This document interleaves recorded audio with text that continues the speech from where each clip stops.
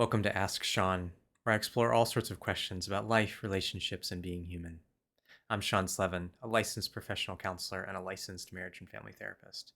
And if you have a question for me, you can submit that anonymously at www.asksean.org.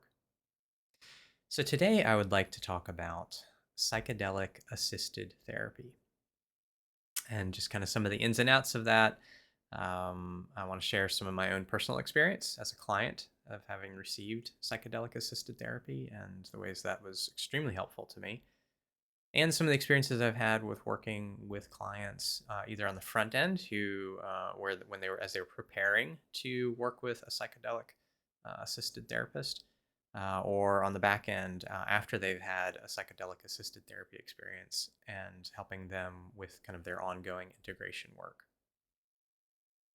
So first off, though, I think it's helpful to just to kind of talk about some of my own initial misgivings.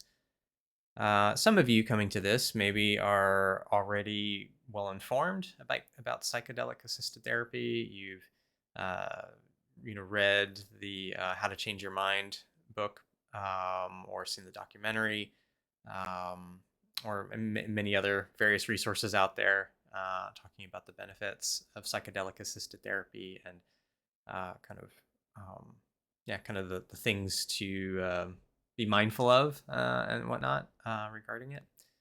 Um, but yeah, I definitely was very cautious and not sure what to think when I started hearing kind of rumblings about psychedelics. Um, like I think many of us, I had just sort of residual stigma from kind of there was a big backlash about psychedelics several decades ago, I guess in the 70s, if I remember correctly. And because psychedelics were actually being researched and like a lot of really legit good research, like good effects, good results coming from the research back in the 70s and prior. But our culture kind of went through a period where there was a lot of fear about drugs and drug abuse, and so kind of psychedelics kind of got sort of lumped into that category. And so, I've grown up here in the U.S. and in Western culture, and kind of had sort of all those same prejudices, and also I'm somebody who I'm pretty thoughtful and cautious about what I put into my body. That's just kind of how I tend to be, I guess, be oriented to my body and to my life. And I've had experiences in the past, in my younger years, with friends who abused substances of varying kinds. One who passed away because of substance abuse. Um, so yeah, I mean, I guess I say all that to say that, like, I don't feel like I'm approaching psychedelics from a naive place or anything like that. It's pretty pretty sober minded about these things, and when I was even hearing, people start to talk about, like, oh, we should do some mushrooms or something, when that would be coming from somebody who I had not had an experience of them as being terribly oriented towards doing hard inner work, it made me a little suspicious. It's like, this just feels like you just want to avoid, and I'm not really interested in participating in that. Not that I don't have my own patterns of avoidance that I'm prone to. I mean, we all avoid hard things in various ways, but it's something that's really important to me to work on. I don't want to. I guess I don't want to waste my life. Like I want to be trying to face my junk, face the hard things as much as I can, and so yeah, I'm not interested in using things in avoidance as much as I can in my current ability and current health, as much as I can, help it, as much as I can, kind of help myself to make healthier choices, wiser choices.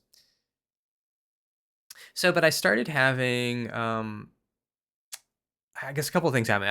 I was hearing rumblings. I guess rumbling isn't really the right word, but I was starting to kind of see mention of psychedelic assisted therapy, psychedelic therapeutic uses of psychedelics in mental health literature. So starting to come up more and more here and there. And then I had a client who, and then I've gone on to have multiple clients now, but who was planning to go out of the country to do a therapeutic psychedelic experience. And so that was what really then took this from, okay, I'm curious, and there's things happening here kind of in the culture and in the mental health field. But I've got these cautions and suspicions. It kind of took it from that category to like, okay, I really want to understand this better because I want to have some kind of frame for how to help my clients who are choosing to go down this path. And so as I started to really look into it, and again and work with clients on the front end and then the back end of having had psychedelic assisted therapeutic experiences. I've pretty quickly started to be able to understand how this could be really, really useful, and also how it is actually so different from what I was concerned about. Um, so I mean, I did another video which I'll put a link in the description, and maybe I'll see if I can make it pop up on the screen or something. But about kind of asking this question: are you avoiding your pain, or are you seeking to grow? And I talk a lot in that about just my concerns for our culture, and how we approach a lot of things, including how we approach psychiatric meds. That there's this tendency, this default, I would say, of approaching things from a standpoint of what's just going to help me just feel better, what's going to fix me or whatever, as opposed to what's going to help me do like the difficult work of trying to become a healthier human. What's going to help me take responsibility for my well-being. Um, and so that's actually one of the things that's really persuaded me about, not the only thing, but one of the things, I guess, philosophically, psychologically, spiritually, it's really persuaded me about the benefits of psychedelic assisted therapy, at least in terms of how I understand it and how I think about it when it's done well. Is that it is really oriented to, we are using a substance for the express purpose, the express intent of facilitating difficult inner work. And so this is the exact opposite of avoidance. This is not about having a good time. Though some of these substances do help one access some really positive experiences psychologically, spiritually, and viscerally. It's not about a positive experience in order to escape life. It's about, how do we have a fuller breadth of human experience as part of facing the hard? Because we've all got hard, whatever our context is, whatever our socioeconomic status is, whatever our race, whatever our gender, sexuality, like we all have suffered, we all will suffer, we all have contributed to other people's suffering. And so, yeah, something that can facilitate doing the hard work of facing and grappling with and working with and having compassion for and helping to heal the hard in our lives, like that's really, really useful. Um, and so this is, it's also a big paradigm shift, and that it's so different in that, like, as American culture is partly built on this idea, kind of this, the some of the bad aspects of capitalism. I don't think capitalism in itself is necessarily good or bad. I think without some kind of moral framework, it lends itself to going bad directions. But so some of the bad aspects of capitalism is that, we commodify things, right? So it's like, instead of, approaching a mental health drug of like, okay, the goal here is for you to use this as little as possible. We want to use this just the right amount and for just the right amount of time, so that it gives you the support you need to do the growing you need to do in this moment. And then potentially maybe you never need it again. Instead of having that approach, it's like, how can we have you use this the rest of your life? I mean, it's sort of like sanctioned.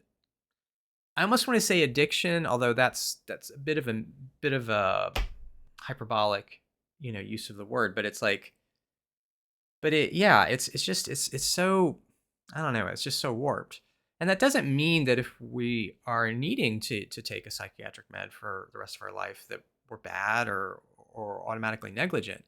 But I think the whole system is built around trying to funnel us into that and trying to view ourselves in ways that we just assume that's how it is, as opposed to really trying to, as much as possible, have the emphasis be on like helping us do the hard work, helping us take responsibility so that we experience how much agency we have in a world where there are so many things that we do not have control over. And yet we have an immense amount of agency over ourselves, far more than we tend to live as though in this culture. Um, so yeah, so it's just it's such a paradigm shift, psychedelics, in that they're I think when they're used best, it's really about like, okay, we're going to use it in this one instance. Maybe there's going to be subsequent instances in the future, but those are each kind of treated. You kind of you approach each of those individually. It's not just like, okay, I'm gonna engage with this psychedelic every week kind of thing. Um, Now I know there's I'm thinking of there's the caveat, right, about psychedelic microdosing. That is an interesting area,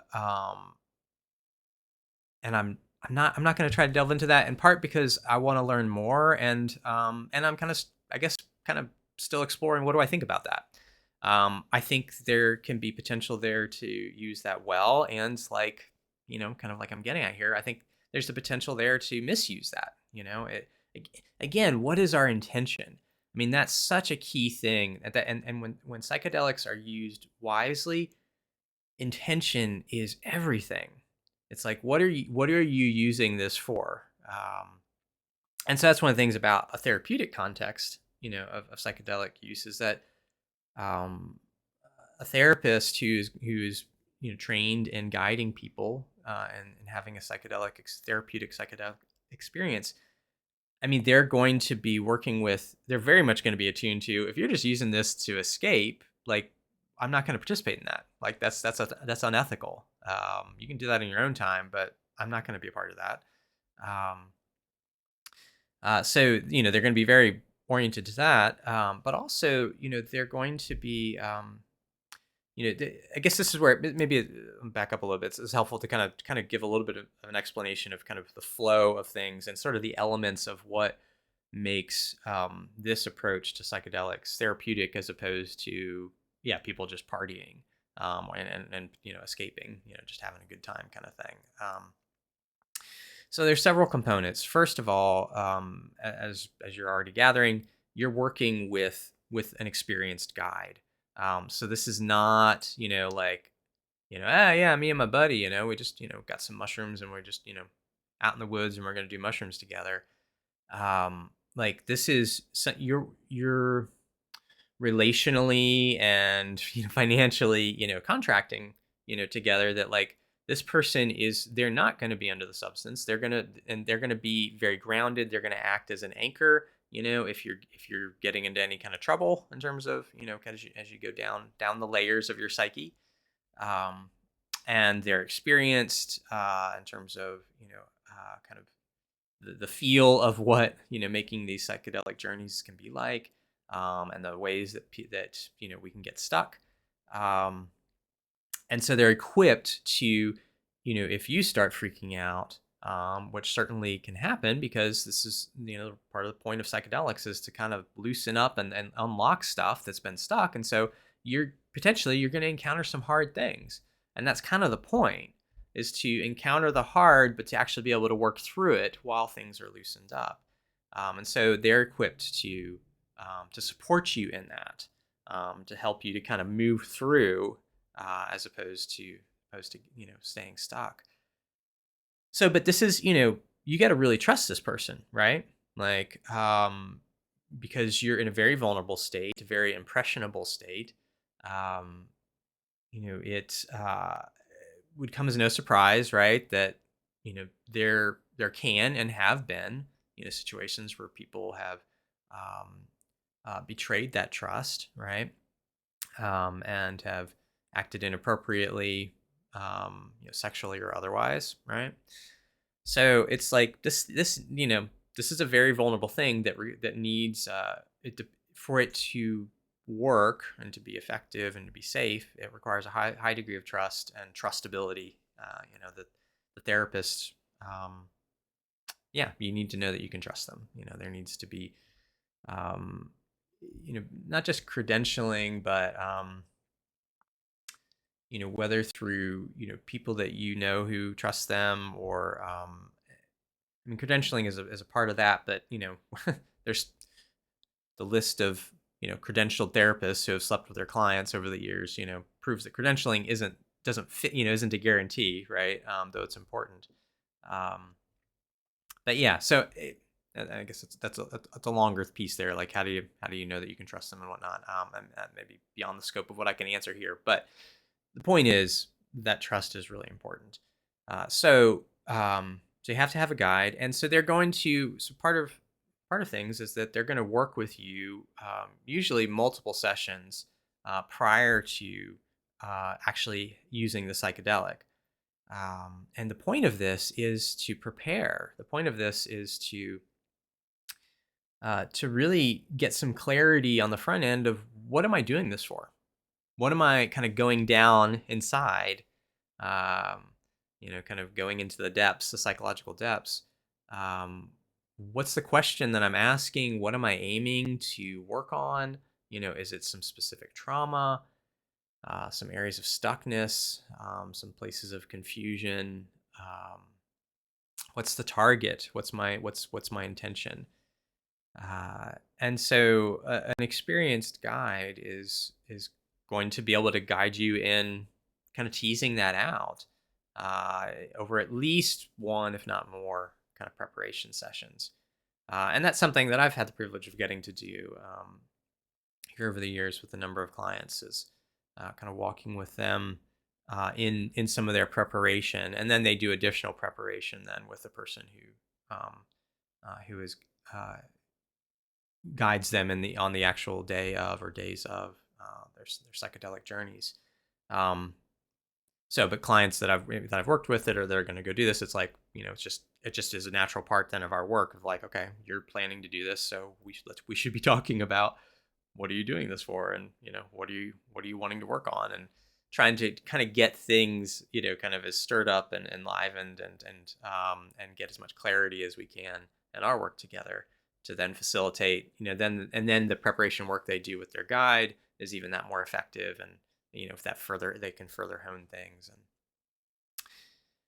so yeah, so there's that preparation piece that already right there is a huge difference from just using basically just using drugs recreationally, and using these substances to avoid. Um, the next piece is really thinking about sort of the container, which is a technical term in the counseling field. And so that, one aspect of that is the relationship, that you really trust this person, you trust your guide. This isn't just kind of like yeah, sure, I saw an ayahuasca thing, on Craigslist. Sounds good, whatever, let's go. I mean, that you have done whatever you need to do to feel like you have vetted them. And yeah, so there's that trust piece that in terms of the relationship, and then the setting is another big component of the container. Like you, what do I want to say about that? Like I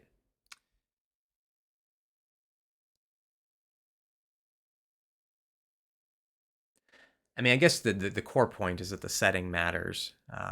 This is not a thing to just do wherever. Um, like you want to be in a context that feels comfortable.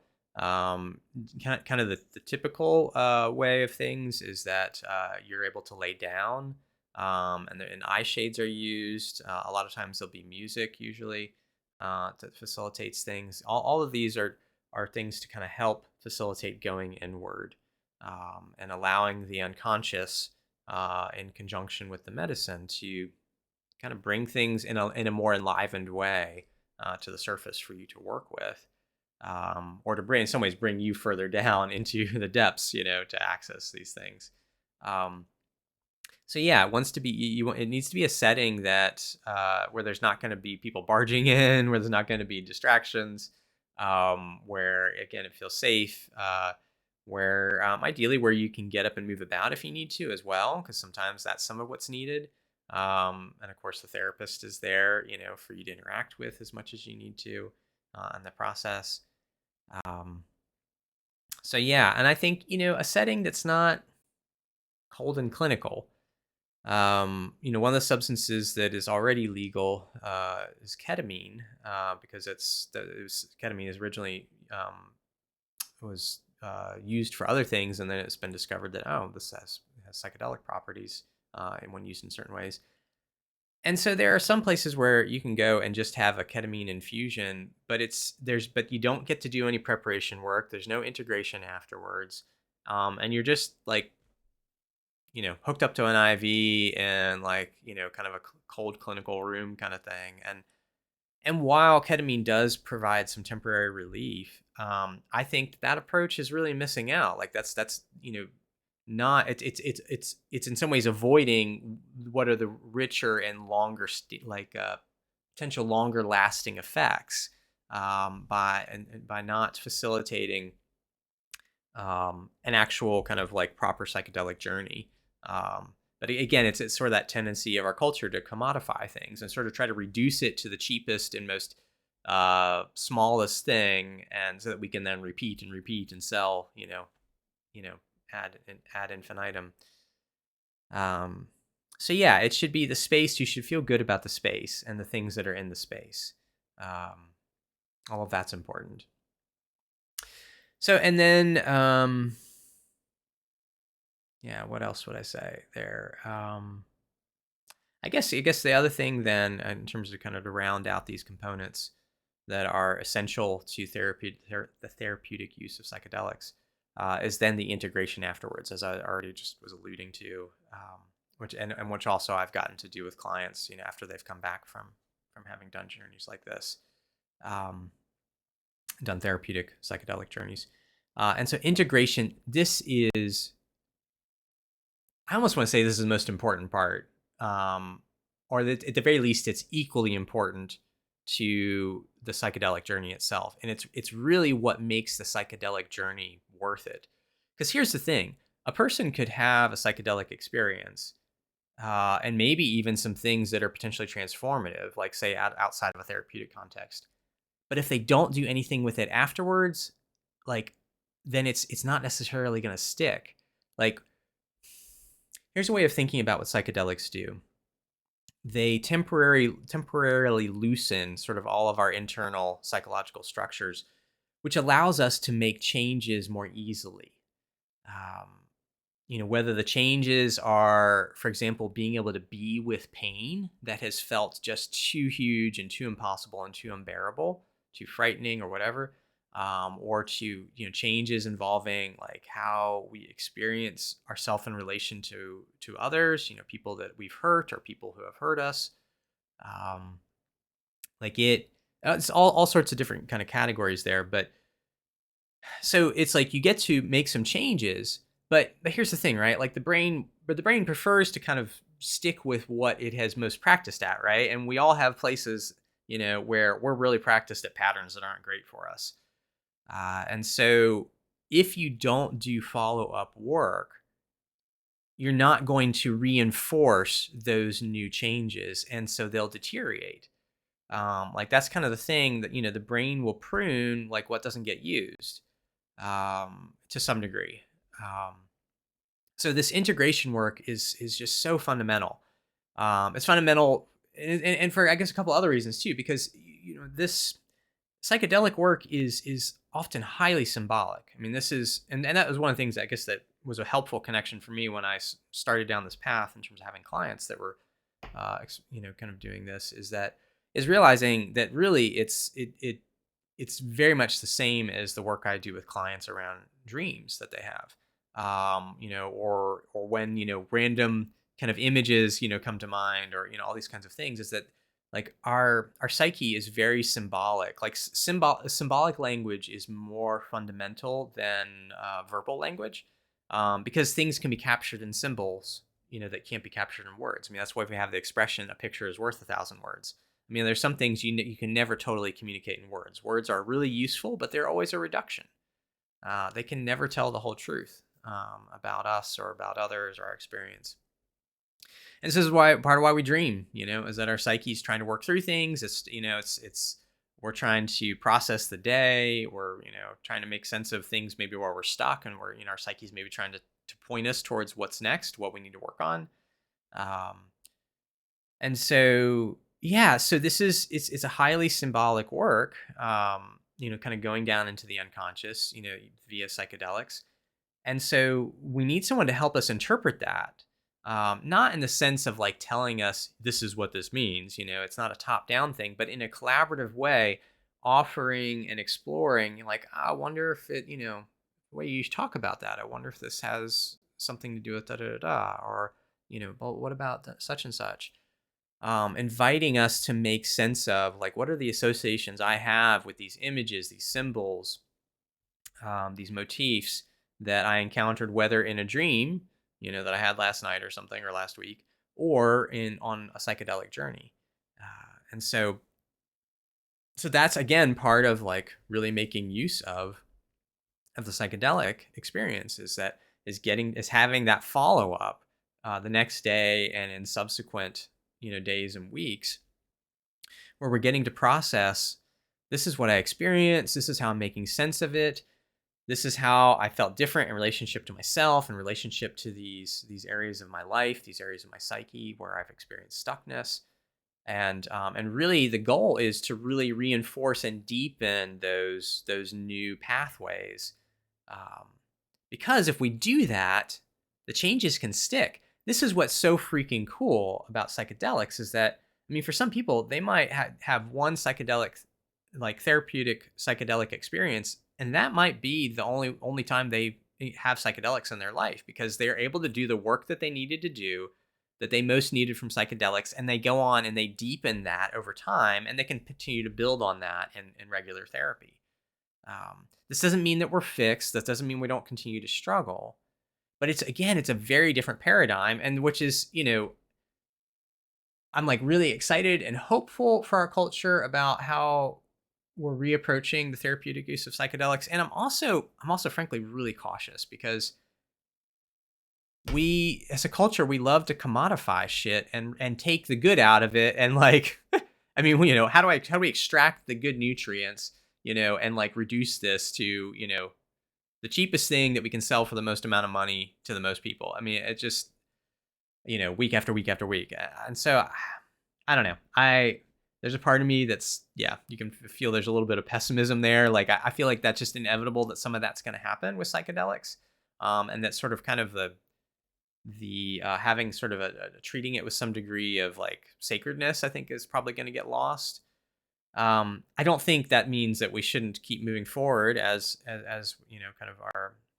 the mental health field is with, rescheduling these substances, and, kind of really kind of making more official, here's kind of the therapeutic ways of using them, and the context, and here's, ways to get trained and doing that and facilitating that. But yeah, it's like I just, yeah, I hope we don't cheapen it. I hope, yeah, I hope that there's at least a core, kind of aspect of the movement, if you will, that kind of holds on to, like, yeah, just the value of, this is about facilitating your healing, and about doing difficult inner work, and sort of that emphasis on responsibility and agency, that I think is just so core to using these substances wisely, using them well. So yeah, I think that kind of gives you a feel, hopefully, for how this is really very different from, yeah, from, trying to have a buzz or something, or, just trying to feel good. Um, but yeah, I'll share just a kind of a few snippets of some of my experiences. Um, I'm still, kind of, as of this recording, kind of, I guess I'd say, early and kind of my own experiences as a client. But like I said, the nature of using psychedelics, like it's not meant to be like an everyday thing.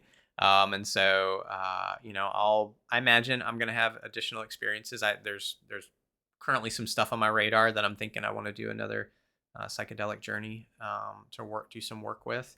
Um, so that's probably going to be some point here in my future. Um, but yeah, I've had experience with MDMA, which is also known as ecstasy, and then with psilocybin, which is kind of commonly referred to as magic mushrooms. And yeah, I guess a couple of things. You know what? I'm not going to go into the particulars of those substances. There's other resources out there that can go further into them. And I'm not personally limiting myself to just those two, but those are the two that I have experience with so far. Um, but yeah, I thought I'd give it just a few little vignettes from kind of my journey work as a client. Um, that just kind of illustrates some of the relational aspects of things that can come up, and also kind of some of the very symbolic nature of what can happen. Um, so thinking about kind of relational aspects. Yeah, I mean, I've had some experiences where I went kind of was like in sort of kind of this dreamlike kind of state. Uh, was revisiting family members at kind of at earlier parts of their life, um, and in certain kind of key moments um, that really like what it was doing. What this experience did for me is so. For example, one of my family members, one of my parents, was adopted, and so I had kind of this vision of like going and um, like picking them up as a little baby in the orphanage, and like just holding them and like wanting them to know that they're loved. Um, and this was really kind of key for me because this individual hasn't really dealt with um, I think their wounds around having been adopted or and having been put up for adoption, having been kind of left at the orphanage. And I don't know, there were some things about this healed a little bit of my relationship with them. There was a bunch of other things that was further healed my relationship with this individual. Um, but yeah, I was really able to access in a very felt truthful way a lot of compassion for them and a desire for them to know yeah, that they're loved, that they matter, and that like even though I can't know the particulars of like why they ended up in an orphanage and what happened there, that doesn't mean they aren't lovable. Um, and so that this is an individual I've had a lot of pain with. Like they've really hurt me in some ways. They've failed me in some ways. Um, and so to have this very intimate experience of offering them in their most vulnerable state, um, my love, my compassion, my sadness for them, like my tenderness, like that has stuck with me. And I know it's not that I think that I traveled back in time. Like I'm not, I've on my experience under psychedelics, I still knew I was in the room, where I had taken the psychedelics and whatnot. Like I didn't you know like totally lose touch with myself and whatnot.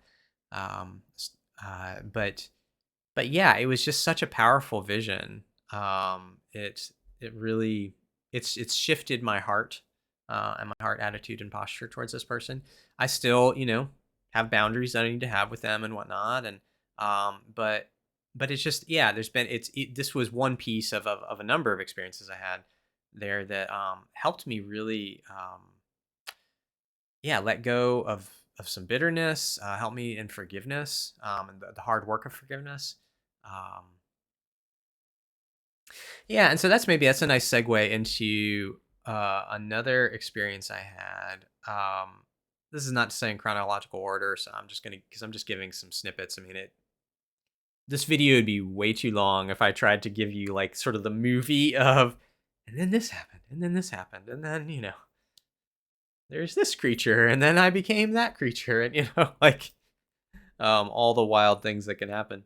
Um, but I had this again kind of sort of dreamlike vision where I was holding this snake, and I'm like squeezing it in my fist, and the snake is like, if I can do this on video, it's like it's biting my wrist, and I knew as I'm having this experience that this represents my bitterness, this represents my unforgiveness, um, and there was just this like sort of ambivalence of a part of me like just like I just want to throw this away, but also sort of sensing like I don't think that's the right move, um, like something a principle that I already have known from a lot done having had a lot of done a lot of inner work, having received a lot of counseling as a client, is that often the thing that seems like the enemy inside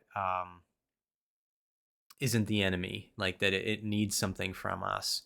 um doesn't mean that we don't set boundaries with parts of us and whatnot, but it's rarely is the answer just like, okay, I'm gonna get rid of this thing, because it's like if it's inside me, well, I got to learn how to live with it. I got to change my relationship with it. That's kind of a key principle, and so that's deeply embedded in me, which I think was a really good preparation for you know doing psychedelic work. um, so it's like, yeah, I'm feeling this like, okay, part of me wants to like just get rid of it, but another part of me is like, I don't want to fucking let go of my bitterness, and so I'm like squeezing it and squeezing it, but I'm also like, this is ridiculous, it's poisoning me, it's biting me, like why this is not, and that's what's so interesting about being under the medicine, the psychedelic medicine, is that I could really see sort of the silliness of it and the absurdity of like, why would I just want to continue on like this?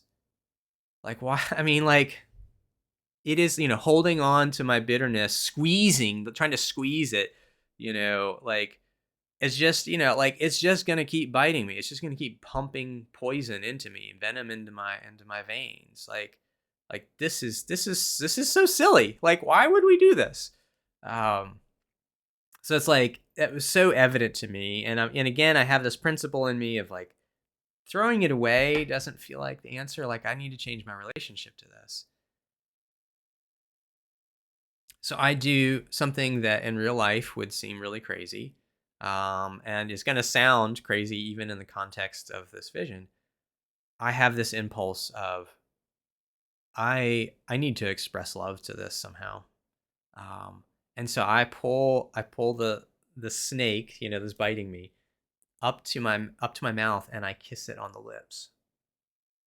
Which again, with if we were having a nightmare, we'd be like, "Oh my gosh, it's gonna bite my face off. This is a terrible idea." So, but what happened is I kiss it on the lips, and the snake turns into this silver flute.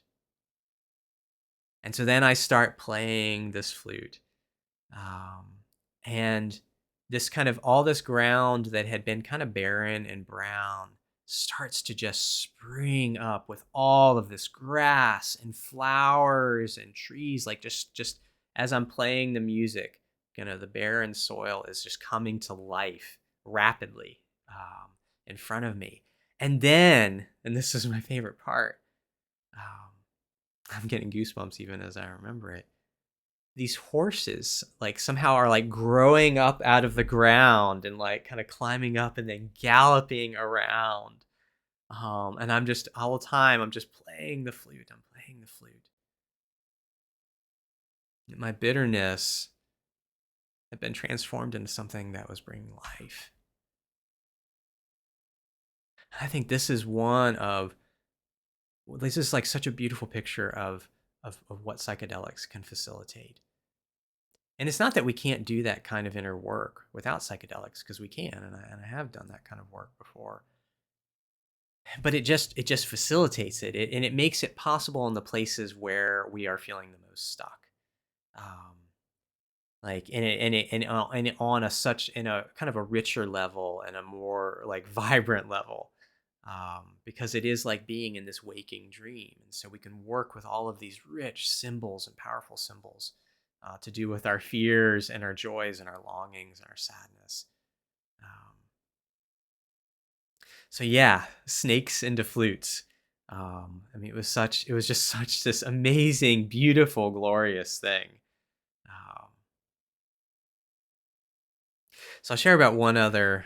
Um, maybe we'll see if I share about any others after this. But there's one other that I want to share about because it's also incredibly evocative, and was so deeply moving for me. Um, so this involved this one. So if you were squeamish about the snakes one, this one is honestly going to be even scarier, um, because it involved, and this happened spontaneously. And the same thing with the snake one. Like I wasn't trying to imagine a snake. It just this image of me holding a snake that's biting me, and my knowing that like this is my bitterness, like that just spontaneously happened, just like bubbled up, from my unconscious. So also spontaneously, I revisited. I had this. Um, I had my psyche bring me back to one of the worst nightmares of my adult life. Um, I have been from childhood on. I have been plagued with periodic nightmares involving the alien creatures from the uh, Sigourney Weaver movies, Alien and Aliens, um, which are great movies, fantastic movies, also terrifying and horrifying, um, but classics of cinema, I would say, each in their own right. Um, but yeah, those horrific aliens have haunted me from my childhood on, and so I would say the worst and kind of the pinnacle of my nightmares involving these was in college. And in the nightmare, I'm in my dorm room, and it's me and maybe a few other people, and we're like loading our guns, and I actually don't have guns in real life. This is I'm like having the guns that the Space Marines use in the movie Aliens.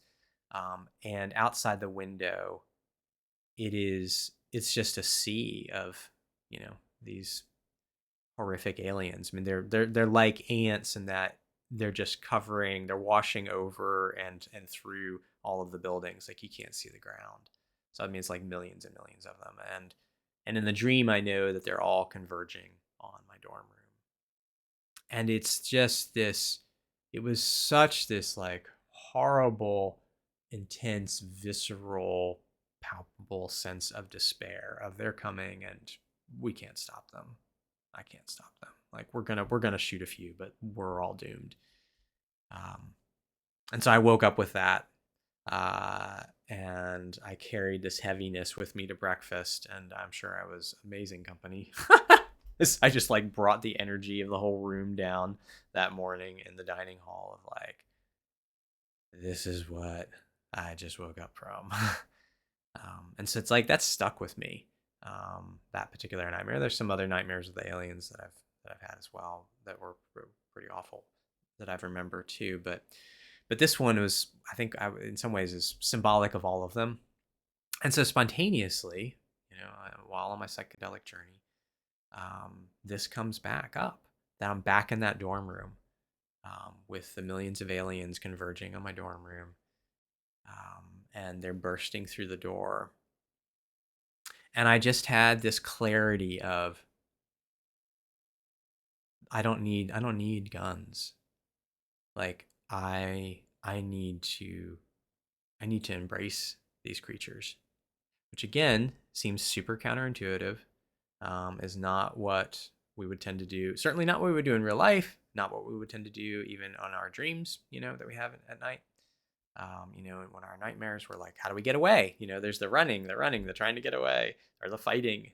Um, but I had this clarity of and I felt, and I don't I was just yeah, the medicine enabled me to I didn't feel afraid. I'm just like it's going to be okay. I don't know what's going to happen, but it's going to be okay. And so I walk up to the first one, again, remember these are like horrifying, drooly aliens. And I kept put my hands around, those big shiny heads, and I pull it down and I kiss it on the forehead. And then it transforms into this little boy, this little version of me. And then I do this with each of them. Uh, that I was, counting or whatever. But the sense is I kiss all of them, and then they all become one little boy, and then I pull that one little boy into myself and just accept him as a part of me. And I realized these creatures that have been chasing me for years and years and years and years and years, they were my trauma. They were my fear, my pain, my shame, my confusion, all the hurt of a little boy, whose parents were trying to do the best they could, but had their own shit, their own traumas, and so who've hurt and failed me in various ways. Um, and so it's not that then it's not that I'm totally healed. I have plenty of work to do. Believe me, I've been working on stuff in my own therapy this week. But this did significantly repair some areas of my psyche. It changed my relationship with some of my pain in a very fundamental way.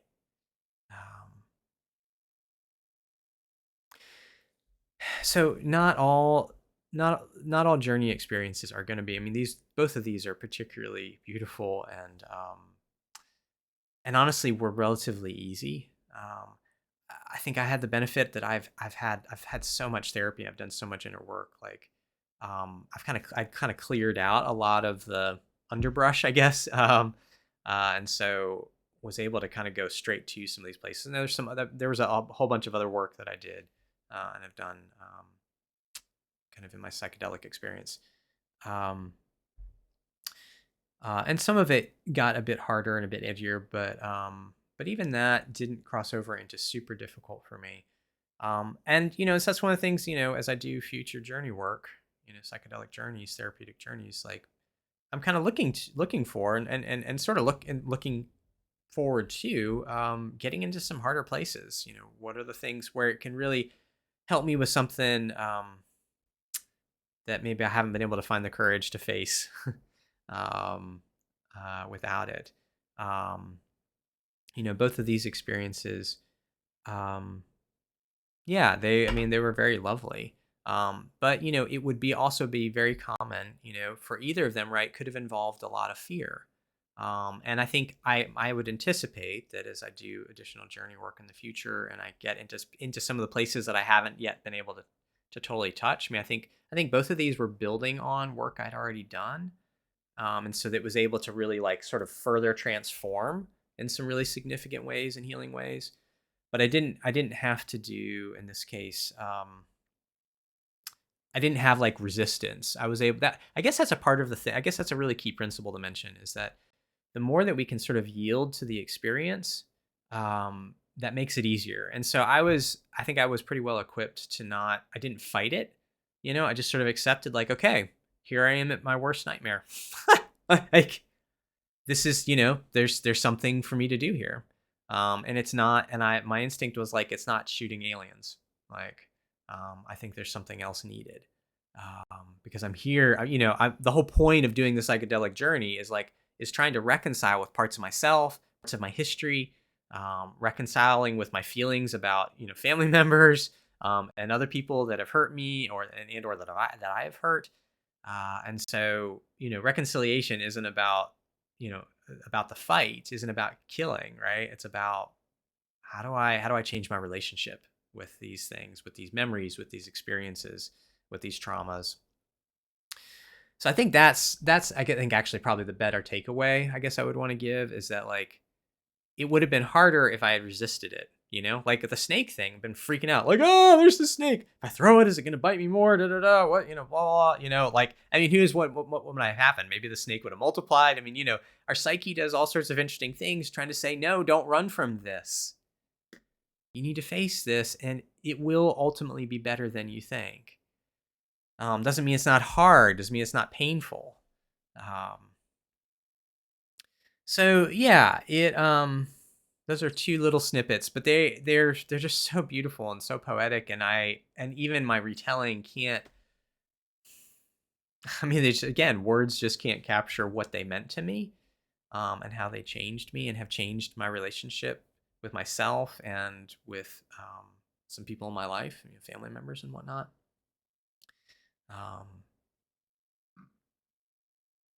Pardon me.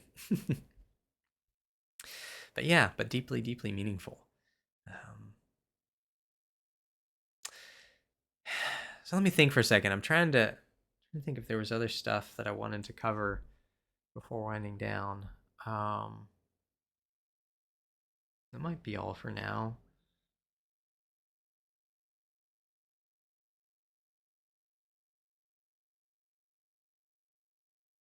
I mean, I did want to make clear, I'm not. I mean, I think it's been implied. I'm not doing journey work as a therapist currently. And there's a number of reasons for that. That's something that I'm interested in getting into at some point in the future, and getting trained in. So that's one of the reasons I'm not doing it at this point, is I don't have training. And I'd honestly like to have more experience.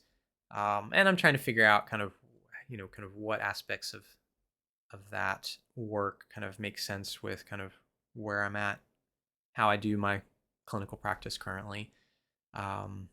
But I love working with clients who are doing preparation.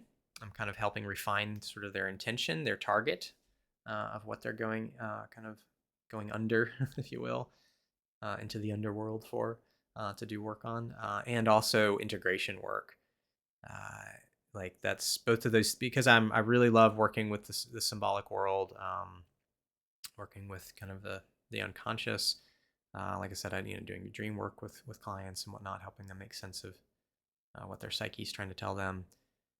So both of those things are things I'm currently doing, with existing clients, and if that's something, some work that you're wanting to have someone who can work with you on, as you do, if you already have somebody or place, that you're able to go, that, again, all those kind of parameters putting forth earlier in terms of, safe and competent and qualified and whatnot, and right container.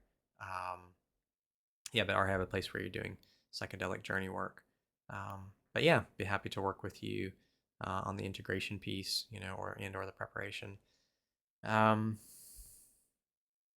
I think that might be all for now. Yeah, I mean, I'll probably wrap up the video, and then I'll remember like 6 other things. That can happen. So, if I guess I'd say, if you are, again, there's, whole spectrum of us human beings in the world, right? So some of you are already, very knowledgeable about this, and you're, I'm preaching to the choir. Others of you, this is maybe your first introduction to psychedelic assisted therapy. And so, take your time in terms of researching. I'll try to, put some good resources in the video description, to kind of books and, videos and whatnot. And, just listen to your gut. I mean, if this doesn't, if this isn't for you, that's fine.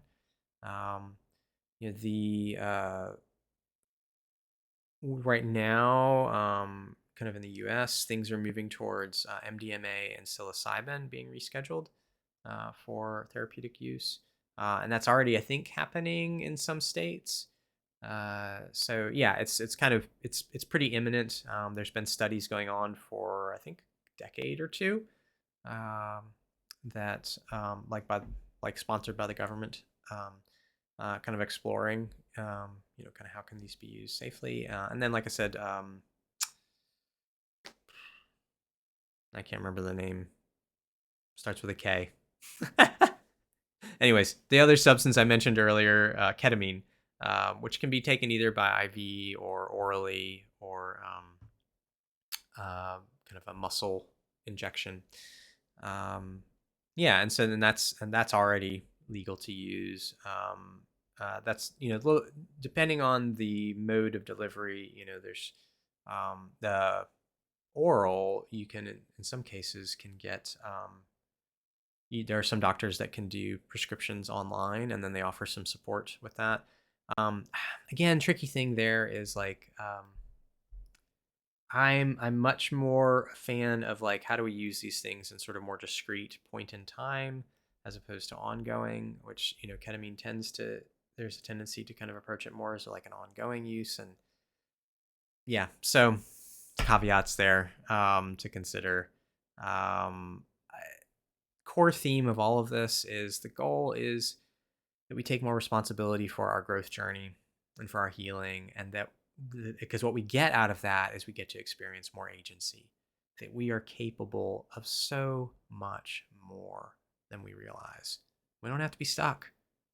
That doesn't mean we're going to be fixed. The goal honestly isn't to be fixed. The goal is to grow and to keep growing and to keep growing and to keep growing, keep becoming more ourselves, become more whole, more able to love and forgive ourselves, more able to love and forgive others.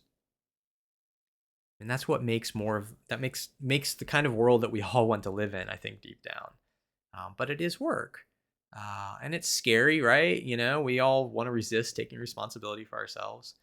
We want there to be some kind of answer. We want, something that's going to rescue us. But that robs us of living our life. Like if I'm not willing to own my pain, if I'm not willing to face it, then there's big chunks of my life I'm not living. And that's a really high cost. That's a really kind of mean thing to do to ourselves. Um, so this doesn't mean we have to, do psychedelics, therapeutic psychedelic therapy. Uh, you know, I think that is one option. I think the theme of it that I really appreciate is this, what's going to help you do the hard work of this moment. It doesn't have to be psychedelics. Um, but that's the question I think I would leave you with is with whatever you're facing in your life right now, whatever your heart is of the moment, whatever the healing is that's calling out to you, what do you need to facilitate that difficult work, to support that difficult work, not to escape from it, not to numb it,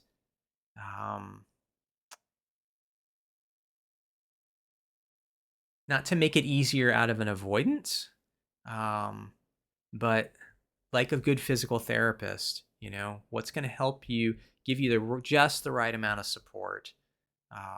And so this could be all sorts of things, right? Like maybe you need to restructure some aspects of your life. Maybe certainly you probably need to consider therapy if you don't have a therapist. Maybe you need to like step up your, frequency of contact with some of your friends, or family members, or clergy, if you have supportive individuals in any of those contexts. But like what's gonna facilitate, what's gonna support you in doing the hard work of growing and healing in this moment? What do you need for that? And then start moving towards that. Even if you don't know exactly, how to make it happen or quite sure, you're going to have some kind of inkling. It's probably some sort of instinct is already bubbling up inside of you.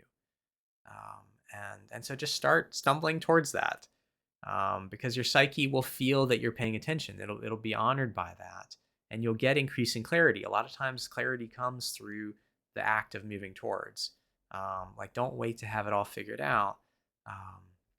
Maybe you're curious about psychedelics, and so you research it more, but you're like, I'm not sure that's the angle for me. But the process of researching helps you move towards the thing that is the right support for this moment, right? So it's like, there's no magic thing, and I can't say this is what you should do. But I know that whatever you're grappling with, you do need some support in it. Otherwise, you wouldn't be stuck there. You wouldn't be grappling with it. You'd be grappling with something else. And that would be the thing you need support with. So just, sit with this question of what is your psyche calling to? What is your soul inviting you to be with? And what would help you be with that better and more effectively and more fully? What would help you be able to turn towards your pain, towards your hurt, your bitterness, your resentment, your unforgiveness, your shame, your fear, your pain, your longing, your joy, your play, whatever the things are, whatever the parts of you that are needing expression, that you're afraid of, that you're not able to be with fully, what's going to support that? What's going to help support that difficult work of this moment? Um, well, until next time, peace be with you.